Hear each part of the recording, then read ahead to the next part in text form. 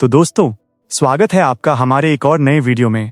और भाई सच कहूं तो ये ओमनिशेंट रीडर्स व्यू पॉइंट की कहानी अब जिस मोड़ पर पहुंच गई है वो दिन ब दिन और भी ज्यादा इंटरेस्टिंग होती जा रही है। हर पल नए नए और खतरनाक सिनारियोज सामने आ रहे हैं और कहानी अभी बहुत लंबी है, पर मैं इसे जल्द से जल्द आप लोगों के लिए पूरा करने की कोशिश कर रहा हूँ। आज का एपिसोड तो एकदम नेक्स्ट लेवल होने वाला है, तो चलिए बिना किसी देरी के सीधा कहानी को शुरू करते हैं। यूसंग जमीन पर बैठी हाँफ रही थी और सिस्टम ने नोट किया कि वो अब छोटी होने लगी है। डोकचा अपना इनविजिबिलिटी क्लोक उतारता है और उसकी तरफ बढ़ने लगता है। वह अपने कपड़ों के नीचे से बाहर निकलने की कोशिश कर रही है। कुछ समय बाद डोकचा यूसंग को अपने हाथ में उठाए हुए है। वो पूछती है कि उनमें से कितने लोग बचे हैं और डोकजा कहता है काफी ज्यादा। यूसंग पूछती है कि क्या उसे पता है कि आगे क्या होगा। डोकजा अपना सिर हिलाकर हाँ कहता है। डोकचा मिचियो की तरफ बढ़ता है जो बेहोश होकर जमीन पर पड़ा है। यूसंग पूछती है कि क्या वो उसे भी मारने वाला है। डोकजा कहता है नहीं, वो हमारे काम आ सकता है। डोकजा सोचता है कि सिर्फ यही एक बंदा था जिसने उन छोटे लोगों को बचाने की कोशिश की। अगर वो सही है तो इस सिनारियो के प्लान के लिए उसे इसकी जरूरत पड़ेगी। सिस्टम डोकजा को नोटिफाई करता है कि उसे सावधानी बरतनी चाहिए ताकि वो अपने साथी कैटास्ट्रोफीज को दुश्मन न बनाए, क्योंकि जो कैटास्ट्रोफी दूसरे का विरोध करेगा वो अपनी सारी पावर्स खो देगा। डोकचा ऊपर देखता है और उसे डोकाई भी हवा में हंसता हुआ दिखता है। सिस्टम नोटिफाई करता है कि स्टारस्ट्रीम ने माना है कि उसने कैटास्ट्रोफी के तौर पर अपना रोल ठीक से नहीं निभाया। सिस्टम डोकजा को वार्निंग देता है कि अगर उसने अगले 1 घंटे के भीतर पीसलैंड की रूलिंग स्पीशीज के किसी मेंबर को नहीं मारा तो उसका कैटास्ट्रोफी स्टेटस छीन लिया जाएगा, क्योंकि ऐसा लगेगा कि उसका इरादा काम करने का नहीं है। डोकजा सोचता है कि अब उसके पास सिर्फ 1 घंटा बचा है। उसे इस घंटे के अंदर कैटास्ट्रोफी के किंग को ढूंढना ही होगा। कुछ समय बाद मिचियो जागता है और सोचता है कि वो बहुत लकी है। वो डोकजा को देखता है और सोचता है कि कोरिया वाकई एक डरावनी जगह है। उसे याद आता है कि मारुयामा और अमानो पल भर में हार गए थे। वो बच्ची बहुत स्ट्रांग थी, जबकि वो सिर्फ एक छोटी बच्ची थी और उसने बेहोश होने का नाटक करते हुए सब कुछ देख लिया था। मिचियो सोचता है कि अगर उसके जैसी बच्ची इतनी स्ट्रांग है तो पता नहीं डोकचा कितना पावरफुल होगा। डोकचा ओमनिशिएंट रीडर्स व्यू पॉइंट का लेवल 2 एक्टिवेट करता है। मिचियो डोकचा को उसकी मदद के लिए थैंक्स कहता है और कहता है कि अगर वो ना होता तो वो किसी जानवर के हाथों मारा जाता। डोकचा कहता है कि ये कुछ भी नहीं है। मिचियो कहता है कि उसने उम्मीद नहीं की थी कि कोई कोरियन उसकी मदद करेगा। डोकचा उसे बताता है कि उन्हें एक दूसरे का ख्याल रखना चाहिए। मिचियो सोचता है कि वो कितना विनम्र है और सबसे बढ़कर उसे ये पसंद आता है कि डोकचा अच्छी जापानी बोलता है। वो जानता है कि ये सिर्फ एक ट्रांसलेशन स्किल है, पर यह देखकर कि उसके पास जापानी ट्रांसलेट करने की स्किल है, इसका मतलब जरूर यह है कि वो उनके बारे में पॉजिटिव सोचता है। मिचियो कहता है कि वो अपना इंट्रो देना भूल गया और डोकचा को बताता है कि वो मिचियो शोजी है। डोकजा भी उसे अपना नाम बताता है। मिचियो डोकजा से पूछता है कि क्या उसने उस बच्ची को देखा जिसने मारुयामा और अमानो को मारा। डोकचा उसे बताता है कि बदकिस्मती से जब वो वहां पहुंचा तो सिर्फ वही अकेला जिंदा बचा था। डोकजा कहता है कि उसे यह जानकर बहुत दुख हुआ होगा कि उसके साथी मारे गए। मिचियो गुस्से में है और कहता है नहीं। मिचियो सोचता है कि वे मरने के ही लायक थे, लेकिन जहां तक उसकी बात है वो उनके सामने खड़ा भी नहीं हो सकता था। डोकजा उसे देख रहा है और सिस्टम नोटिफाई करता है कि कॉन्स्टलेशन फॉक्स विथ 2 टेल्स अपना गुस्सा नहीं छिपा पा रहा और कॉन्स्टलेशन टर्टल उस बंदे को घूर रहा है जिसने उसके अवतार को मारा। डोकचा कहता है कि उसका अंदाजा है कि जापान के लोगों के कॉन्ट्रैक्ट्स ज्यादातर मॉन्स्टर्स ऑफ फेबल के साथ हैं। मिचियो कहता है ऐसा नहीं है, उनकी संख्या हाल ही में बढ़ी है और अगर इजुमी यहाँ होता तो ऐसा नहीं होता। मिचियो सोचता है कि सिर्फ 1 हफ्ते पहले तक जब इजुमी टोक्यो में था तब मॉन्स्टर्स ऑफ फेबल टाइप के कॉन्स्टलेशंस का उन पर ज्यादा प्रभाव नहीं था। डोकचा ये सुनकर हैरान हो जाता है और पूछता है कि इजुमी कौन है। मिचियो जवाब देता है कि इजुमी ने टोक्यो में एब्सोल्यूट थ्रोन पर कब्जा किया था और वो जापान का सबसे पावरफुल इनकार्नेशन है जिसने एक बहुत ही ताकतवर सपोर्टिंग कॉन्स्टलेशन के साथ कॉन्ट्रैक्ट किया है। और इजुमी ही वो आदमी था जिसने उनके पहले ग्रुप को लीड किया था जब वे इस सिनारियो में एंटर हुए थे। डोकचा पूछता है कि क्या उसे कुछ हुआ है। मिचियो कहता है कि चूंकि उसने ही उसे बचाया है तो उसने उस बच्ची को छोटा होते देखा होगा। डोकजा कहता है बिल्कुल, मैंने उसे अचानक छोटा होते देखा। मिचियो कहता है कि जापान के जो ग्रुप्स बाद में आए उन्हें उस पेनल्टी के बारे में पहले से पता था। डोकजा कहता है इसका मतलब है कि पहले ग्रुप के कुछ आदमी पक्का उन छोटे लोगों की साइड हो गए होंगे। मिचियो कहता है हाँ। डोकजा पूछता है कि क्या इजुमी उनमें से एक है और वो जवाब देता है कि उसे नहीं पता, क्योंकि 1 हफ्ते पहले उन्हें डिमेंशनल कैरियर पिजन्स मिलना बंद हो गए थे और आखिरी कबूतर में उनके लिए यह मैसेज था कि वे उन छोटे लोगों को नहीं मार सकते। डोग्जा कहता है कि 2 मैसेज हमें बिल्कुल उल्टा करने को कह रहे हैं। वो पूछता है कि उन्हें 2 अलग अलग मैसेज क्यों मिले, और मिचियो कहता है कि उसे नहीं पता, वो खुद ये पता लगाने की उम्मीद में यहाँ आया है। मिचियो उसे बताता है कि उसका इरादा उस जगह जाने का है जहाँ से उनका आखिरी मैसेज भेजा गया था, शायद उसे वहाँ कुछ पता चले। मिचियो को अचानक एहसास होता है कि भले ही डोग्जा कितना भी नेक दिल क्यों न लगे, शायद उसे एक कोरियन पार्टिसिपेंट को बहुत ज्यादा नहीं बताना चाहिए था। वो असल में कोई कोरियन विलन भी हो सकता है। मिचियो ने डोग्जा से पूछा कि क्या उसे लगता है कि उन्हें अपने सर्वाइवल के लिए छोटे लोगों को मारना चाहिए। डोग्जा जवाब देता है कि अगर हम ऐसा कुछ करते हैं तो हम उन कैटास्ट्रोफी से अलग नहीं होंगे जो अर्थ पर हमला करते हैं। मिचियो ये सुनकर हैरान हो जाता है और सोचता है कि इसकी आंखें इजुमी जितनी ही गहरी हैं। यूसंग डोग्जा को बुलाती है। वो चौंक जाता है और सिस्टम डोग्जा को नोटिफाई करता है कि ऑमनिशेंट रीडर्स व्यू पॉइंट खत्म हो गया है। सिस्टम नोटिफाई करता है कि मिचियो के प्रति उसकी समझ काफी बढ़ गई है। डोग्जा यूसंग को जवाब देता है और कहता है कि सॉरी, वो अपनी स्किल की प्रैक्टिस कर रहा था। डोग्जा सोचता है कि वो अपनी स्किल यूज करने में इतना खो गया था कि एक पल के लिए यूसंग के बारे में भूल गया। यूसंग उसकी पॉकेट के अंदर छिप जाती है और डोग्जा को मैसेज करती है कि सच कहूं तो वो थोड़ी हैरान है। उसे समझ नहीं आता कि मिचियो जैसा एवरेज बंदा इतने समय तक कैसे बच गया। डोग्जा मिचियो की बातें सुन रहा है जो अपने पास्ट के बारे में बातें कर रहा है। डोग्जा सोचता है कि उसे समझ आ रहा है कि वो ऐसा क्यों सोचती है। TWSA में मिचियो का रोल सिर्फ एक पासिंग कैरेक्टर का है, एक बहुत ही एवरेज आदमी जिसकी लाइफ को बस कुछ पन्नों में समेटा जा सकता है। डोग्जा यूसंग को जवाब देता है कि उसने देखा है कि कैसे आम लोगों ने सरवाइव करने के लिए दूसरों को मारा। वो कहती है कि ऐसा इसलिए था क्योंकि सिनारियो ने उन्हें ऐसा करने पर मजबूर किया। डोग्जा उससे पूछता है कि क्या वो उन नन्हे लोगों के लिए भी वही कह सकती है जिन्हें पहले मारा गया था। वो यूसंग को बताता है कि जो कोई भी इतने लंबे समय तक बचा है वो कभी एवरेज नहीं होता, क्योंकि ये एवरेज दिखने वाला जवान आदमी किसी के लिए कैटास्ट्रोफी बन सकता है। यूसंग पॉकेट में बैठी दुखी दिखती है। वो डोग्जा से पूछती है कि क्या वो उन्हें कैटास्ट्रोफीज बनने से रोक सकती थी अगर उसने उन्हें थोड़ी देर पहले रोक लिया होता। डोग्जा जवाब देता है नहीं, इससे कोई फर्क नहीं पड़ता क्योंकि एक आदमी दूसरे के लिए कैटास्ट्रोफी हो सकता है। वो पूछती है कि क्या इसीलिए वो फ्यूचर में कैटास्ट्रोफी बन जाएगी। डोग्जा जवाब देता है कि वो ये पक्का करेगा कि ऐसा ना हो। एक मक्खी डोग्जा के पास भिनभिना रही है। मिचियो कहता है कि यहाँ कीड़े उसी साइज के लग रहे हैं, वे छोटे लोगों के लिए कैटास्ट्रोफीज जैसे ही होंगे। डोग्जा सोचता है कि ऐसा मुमकिन नहीं है कि ऐसी दुनिया में कीड़े उसी साइज के हों जहां बाकी सब छोटा है। वो यूसंग से पूछता है कि क्या वो समझ सकती है कि वे क्या कह रहे हैं। यूसंग एडवांस्ड इंटरस्पीशीज कम्युनिकेशंस लेवल 3 एक्टिवेट करती है। वो ध्यान से सुनती है और कहती है कि वे डोग्जा को बता रहे हैं कि वे दूसरे ग्रुप से मिल गए हैं। डोग्जा जवाब देता है कि ये अच्छा है और यूसंग को उसे भी एक मैसेज भेजने को कहता है। मिचियो डोग्जा की तरफ देखता है और पूछता है कि क्या वो सुन रहा है। डोग्जा कहता है कि वो सुन रहा है और पूछता है कि क्या वे अभी इसेकाई जॉनर के बारे में बात नहीं कर रहे थे।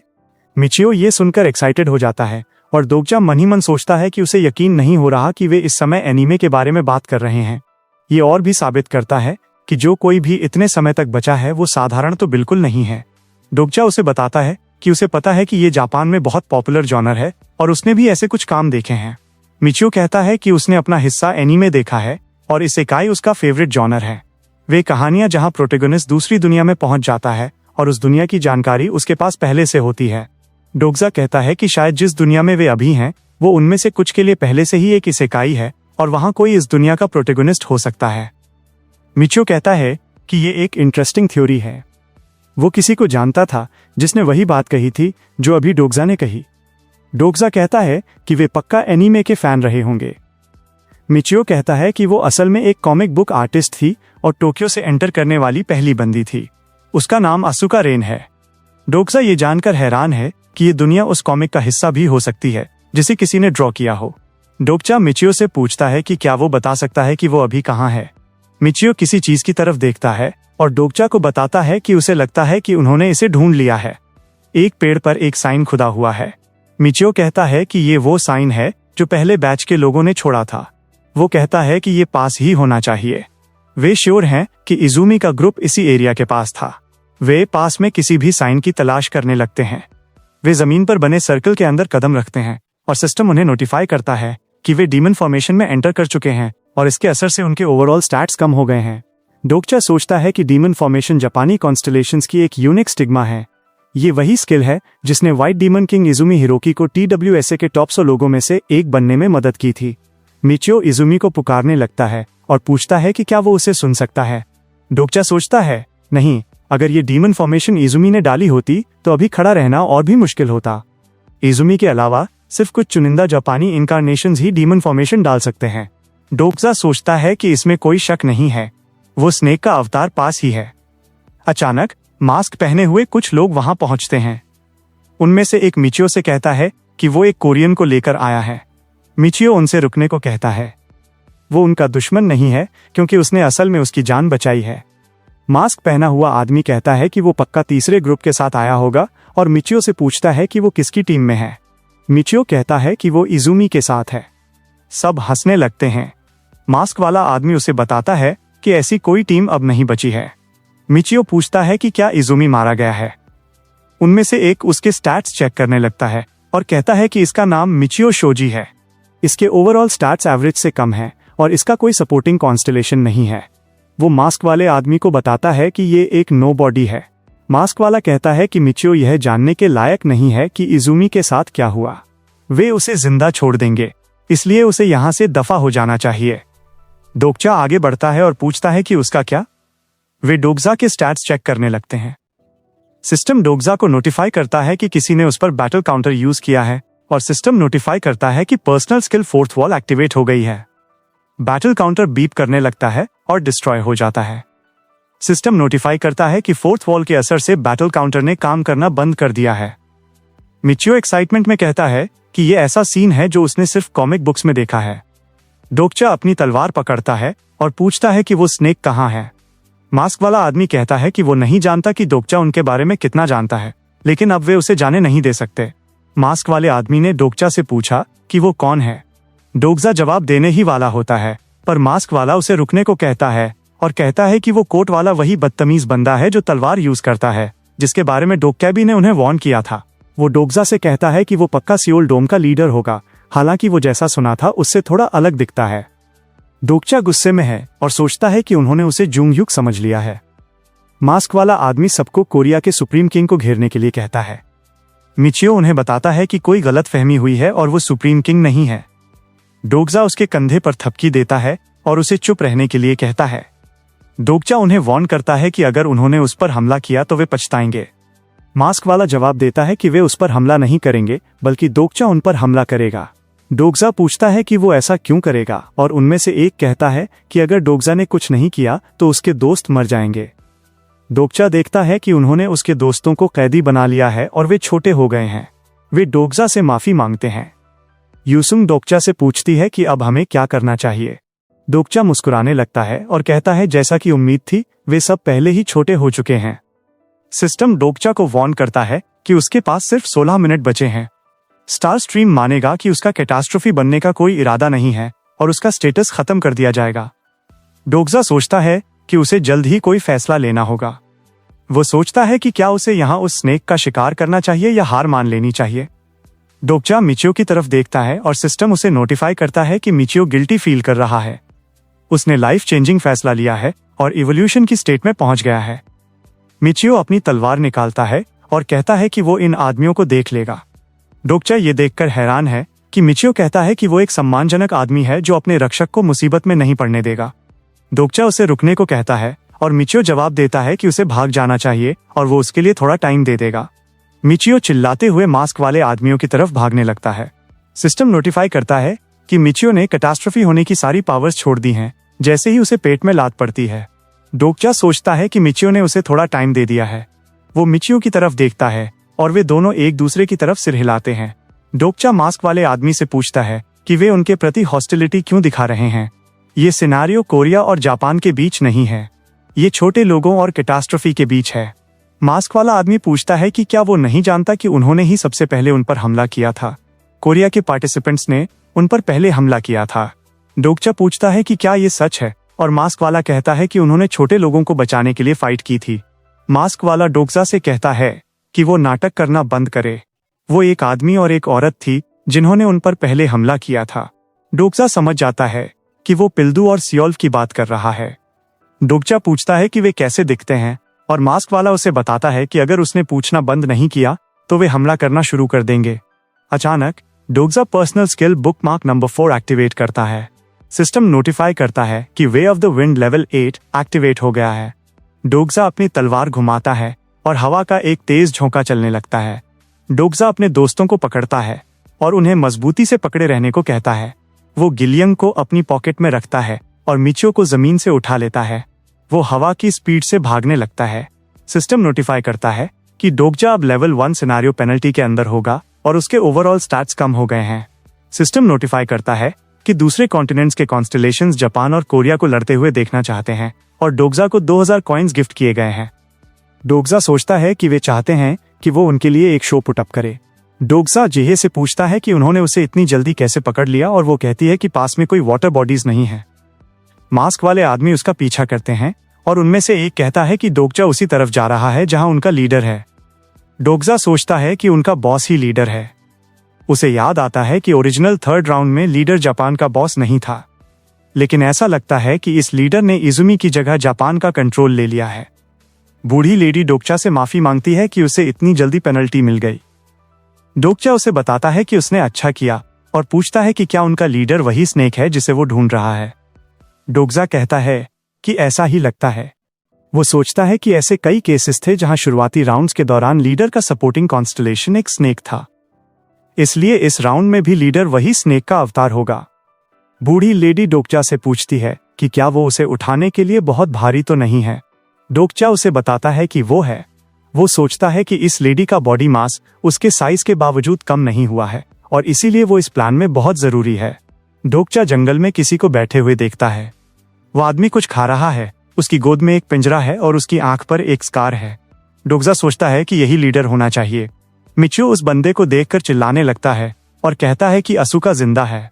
असुका रेन हड्डियों के ढेर पर एक पिंजरे में बैठी है। असुका ने मिचियो से पूछा कि वो यहाँ क्या कर रहा है। डोगजा सोचता है कि ये अच्छा है। ये और भी बेहतर होगा अगर वो उस स्नेक का शिकार करते हुए असुका रेन को बचा सके। डोगचा personal skill character profile activate करता है और लीडर को देखता है। उसका नाम यामामोटो हाइम है, उम्र 64 साल। उसका सपोर्टिंग कॉन्स्टलेशन 1 लाख साल पुराना प्राणी है जिसके 100 पैर हैं और उसके पर्सनल एट्रीब्यूट्स में हार्टलेस टैक्टिशियन और लाशें खाने वाला शामिल हैं। उसकी स्किल्स में केंडो लेवल 8 और डीमन फॉर्मेशन लेवल 7 शामिल हैं। उसका स्टैमिना, स्ट्रेंथ और माना सब लेवल 60 पर हैं। कैरेक्टर इवैल्यूएशन दिखाता है कि वो इंसानी टारगेट्स के खिलाफ भारी पेनल्टीज लगाता है। डोगचा ये देखकर हैरान है कि यामामोटो का सपोर्टिंग कॉन्स्टलेशन कोई स्नेक नहीं है। वो सोचता है कि आखिर क्या चल रहा है। यामामोटो डोगचा से कहता है कि उसने एक मामूली इंसान होने के बावजूद डीमन फॉर्मेशन को झेल लिया। डोगचा पूछता है कि वो स्नेक कहाँ है और यामामोटो उसे बताता है कि वो स्नेक नहीं, एक सेंटीपीड है। तो दोस्तों, आज का वीडियो यहीं तक था। अब आप लोग कमेंट्स में जरूर बताइए कि आपको ये एपिसोड कैसा लगा और कहानी का कौन सा हिस्सा आपको सबसे ज्यादा पसंद आया। सच कहूं तो हर एक चैप्टर को अच्छे से रीड करना, फिर उसे डब करना और वीडियो तैयार करने में बहुत मेहनत और बहुत ज्यादा टाइम लगता है। इसी वजह से वीडियो आने में थोड़ा वक्त लग जाता है, पर मैं पूरी कोशिश करता हूं कि जल्द से जल्द डबिंग और वीडियो एडिटिंग खत्म करके आपके लिए नया पार्ट ला सकूं। ये सीरीज काफी लंबी है, पर मैं इसे पूरा कंप्लीट जरूर करूंगा। अगर आपको मेरी ये मेहनत और डबिंग पसंद आई तो वीडियो को लाइक और चैनल को सब्सक्राइब जरूर कर देना। मिलते हैं अगले एपिसोड में, तब तक के लिए अपना ख्याल रखें।